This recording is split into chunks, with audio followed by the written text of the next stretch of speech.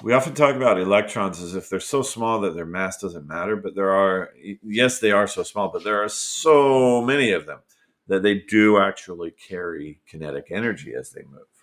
So even though they have very little mass, there are so many of them moving that the mass is enough to give them a significant amount of kinetic energy as they move.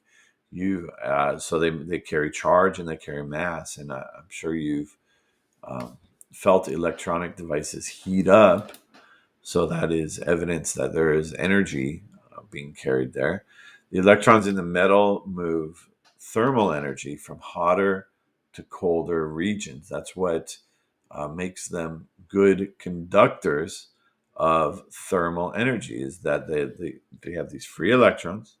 The free electrons they they actually move from they're high energy in the hotter regions, and then that high energy is transferred to the lower energy colder particles, and it um, can conduct heat away from the hotter parts and toward the cooler parts. Here we see an image of a blacksmith pounding on a piece of iron, and you can see that the thermal energy in the very, very hot parts, the yellow parts, is gradually transferring through the metal to the cooler parts. And so this isn't going to stay super hot forever. Some of the heat will be lost to the air, but a lot of it will be lost to the rest of the iron that the blacksmith is pounding, and some of it will be lost to the anvil, the big mass of metal that he or she is pounding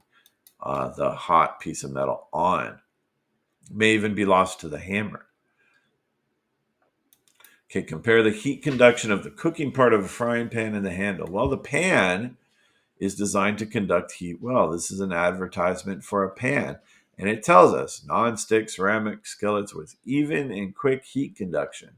So these are made from aluminum and they're coated with ceramic, and the people who manufacture pans will use all kinds of materials, but their ultimate goal is to produce even and quick heat conduction. They want the pan itself to be of the same temperature throughout, and they want it to heat up and cool down quickly in response to what the temperature of the burner is.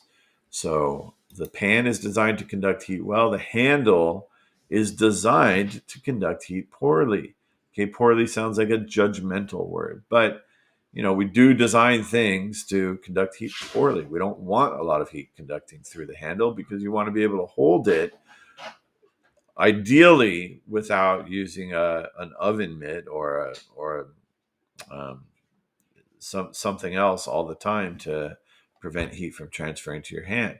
So here they tell us, I don't know if I believe this, but they tell us the removable wooden handle always stays cool, protects your hands from burns.